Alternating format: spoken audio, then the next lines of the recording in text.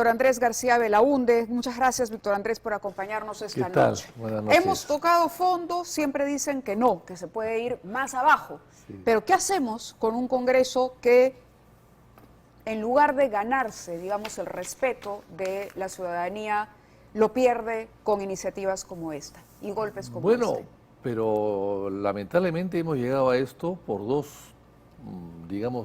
dos acontecimientos que se han establecido, uno hace muchos años y otro reciente, ¿no? El primero, la no existencia de una Cámara Alta, fatal. Yo estoy seguro que si hubiese habido una Cámara Alta, un Senado, esta norma que acaba de aprobarse en la SUNEDO no se hubiese aprobado. Estoy convencido, porque hay un contrapeso dentro del propio poder del Estado, que es el Congreso.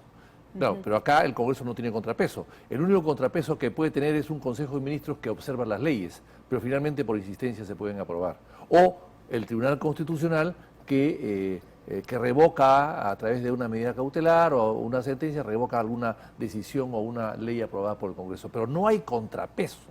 Y el Congreso es pequeño y manipulable además. Y la segunda motivo por el cual tenemos este Congreso, hay que explicar pues los orígenes también de las cosas, es la no reelección parlamentaria. Eso fue cosa del lagarto Vizcarra, fue fatal a mi modo de ver, fue además apoyado por mucha gente que no conocía el tema y están las consecuencias ahora. Todos los que están ahí son novatos, y no solamente son novatos. Bueno, muchos. pero uno no va a decir porque son novatos no saben lo que hacen. De acuerdo, pero además hay un tema diferente. Como saben que no van a ser reelectos, es decir, no cuidan las actitudes o votaciones que tienen pensando en el más allá, sino dicen, bueno, por acá paso y ya no vuelvo. Entonces, sencillamente... Pero estamos hablando entonces de una falta de conciencia, de valores, de una degradación ética que... Perdón, pero alguien que dice eso, como no me van a reelegir, no importa lo que hago yo. Bueno, es que ahí lamentablemente es así, lamentablemente yo estoy describiendo lo que pasa, lo que veo. No todos son así, por supuesto, hay gente muy respetable, pero lamentablemente los que votan, o la mayoría de los que votan de esa manera, son bastante irresponsables, inexpertos, y no quieren enmendarse, no se esfuerzan en aprender su papel. El papel de ellos es ser oposición responsable, constructiva. No es pues ser dama de compañía del gobierno, entregarle pues hacerle pedidos para nombrar a parientes, amigos o hermanos en el gobierno, ni buscar negocios paralelos. Eso no es aceptable. En la Comisión de Fiscalización, Karelim López ha ratificado la existencia del grupo conocido como los niños, ahora también los muchachos, ¿no? En tono irónico, porque los niños eran niños, pero ahora ya son púberes, no sé, adolescentes, se convirtieron en muchachos. Y eso es un grupo que está dentro de Acción Popular, lo hemos hablado y usted también ha hecho una autocrítica en ese sentido. La situación del presidente se complica cada vez más, está avanzando. ¿Cree que la Fiscalía debería abrir la investigación? Bueno, por el tema del plagio, ¿no? Por los dos temas. Claro. Por el caso de Karelim y los indicios, es decir, es la cabeza de una organización criminal de acuerdo a la versión de una colaboradora de la justicia. Bueno, es que lamentablemente la señora Zoraida, que sigue ahí, aunque ya no es fiscal de la Nación, quiso crear el precedente o el antecedente de que a los presidentes no se les puede investigar. Y sí se les puede investigar. No se les puede condenar, no se les puede sancionar, pero sí se les puede investigar. Y creo que es momento que el nuevo fiscal, el señor Sánchez, decida a investigar al presidente. En el caso del plagio es muy grave, pues hemos pasado de palabra de maestro a palabra de plagiador. Ahora ya no es la palabra de maestro el que va a gobernar, sino es la palabra del plagiador el que está gobernando. Y una persona que no tiene moral y no tiene ética no puede, no solamente dar el ejemplo, sino no puede actuar correctamente nunca en diferentes campos. ¿Es un incapaz moral permanente? Yo creo que esto del plagio, junto con todo lo que viene atrás, todo lo que hemos conocido que viene atrás, lo hacen a él un incapaz moral, totalmente.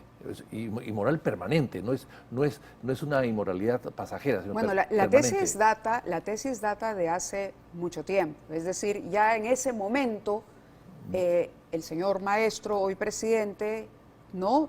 Palabra de maestro, palabra de plagiario. Palabra de maestro. Bueno, de plagiario. El punto es, el caso Karelim López... Yo te cuento una cosa, el año 14 del siglo pasado hubo un golpe de Estado, es cierto, pero el Congreso destituyó finalmente al presidente Billinghurst en 1914 porque, entre otras cosas, él había intentado postergar el pedido peruano del referéndum o el plebiscito para la devolución o el regreso a la patria de Tacna y Arica con Chile. O sea, fíjense, y el Congreso ante eso lo vacó. Bueno, acá estamos viendo que también había una vacancia por el tema de Bolivia, Mar de Bolivia, que es un poco consecuencia de la Guerra del Pacífico.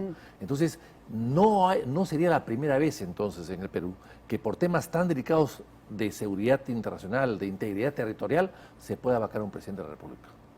De acuerdo. Quería compartir a propósito del caso denunciado por Karelim López, lo que ha dicho hoy en la Comisión de Fiscalización el presidente del Consejo de Ministros. El señor Aníbal Torres ha dicho que él se reunió en efecto con Pacheco a título personal, cuando era ministro de Justicia, pero él dice que lo ha hecho a título personal porque quería saber qué onda con los $20.000 que había escondido en Palacio. Vamos a escuchar. Primero dijo que iba como ministro. Luego dijo que no iba como ministro, que iba a título personal, porque estaba con su hijo y que él quería saber, tenía curiosidad por lo que estaba ocurriendo en Palacio de Gobierno y ese hallazgo. Vamos a escuchar a Aníbal Torres y, bueno, ustedes sacarán sus conclusiones y conversaremos con Víctor Andrés García Belaúnde aquí en los estudios también. Yo era ministro de Justicia,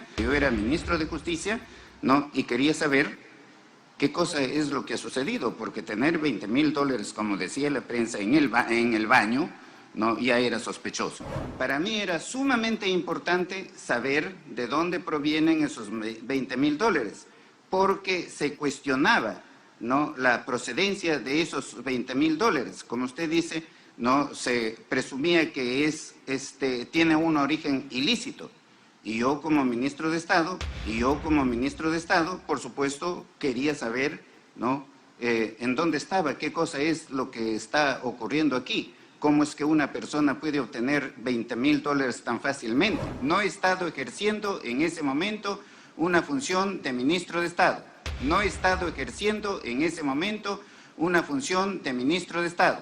Yo en ese momento he estado acompañando a mi hijo a recoger a su novia en Surquillo. Él me dijo, papá, no, voy a recoger a Maru, acompáñame. Correcto. Bueno, y en ese momento le digo allí, mira, pasemos por esta dirección.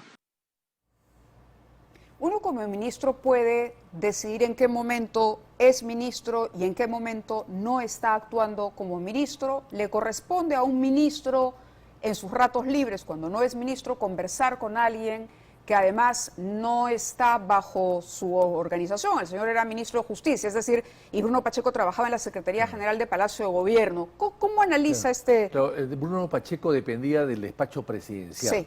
El señor ministro de Justicia era de Justicia, es uno de los 19 ministros de Estado. Dice, él quería averiguar, él es la policía, él es el fiscal, es un juez, averiguar qué. Lo que tenía que hacer en todo caso es, en el Acuerdo Supremo, cuando va a Palacio, o en el Consejo de Ministros, pedirle al presidente de la República que se explique este motivo. Pero no tiene por qué reunirse como los delincuentes a media luz o a media calle y encerrados en su auto para ver qué cosa se averigua. Eso es inaceptable. Eso es parte. ¿Por qué es inaceptable? Porque él dice, pero no tiene nada de malo, mi hijo quería ir a recoger a la novia y yo tenía curiosidad por saber lo que estaba pasando. Pero él es ministro de Estado. Por eso, pero a eso voy. ¿Cuáles son los canales regulares que marcan la conducta de un ministro de Estado? Primero, que no le corresponde, siendo ministro de Justicia, es las relaciones con la justicia, no es las relaciones para saber qué delitos han cometido los allegados del presidente. No es su función. Y en todo caso, si la hace, es por encargo del presidente del Consejo de Ministros o del presidente de la República, salvo que se lo hayan encargado. Y finalmente, si él es parte de un gobierno donde hay un secretario, yo he sido secretario de la presidencia también en época del presidente Belaúnde, y entonces a mí ningún ministro me iba a estar cuestionando algo que yo pueda hacer. Se hace por el conducto regular, que es el propio presidente o el primer ministro, pero el ministro de Justicia no tenía nada que hacer ahí. Entonces lo que él ha debido hacer es plantearle la pregunta al presidente de la República, porque es su jefe directo, o en todo caso plantearlo dentro de una sesión del Consejo de Ministros para que el gobierno se entere. O sea, además, el presidente de la República tenía la obligación de comunicarle a sus ministros cuál era la posición oficial del gobierno y de él sobre un caso tan raro, extraño y con un tufillo inmenso de corrupción del secretario de Palacio de Gobierno, nada menos. Claro, porque no se trata solo de haber guardado los 20.000 dólares, que, bueno, sino que había un allanamiento de la Fiscalía. La Fiscalía estaba ingresando y cuando ingresa a tratar de recoger pruebas para una investigación o finalmente indicios que corroboren o que finalmente descalifiquen la hipótesis fiscal, se dan con estos 20.000 dólares en el baño de la oficina del señor Pacheco. Vamos a ir a la pausa, se queda Víctor Andrés García Belaúnde con nosotros y al volver les vamos a contar lo que está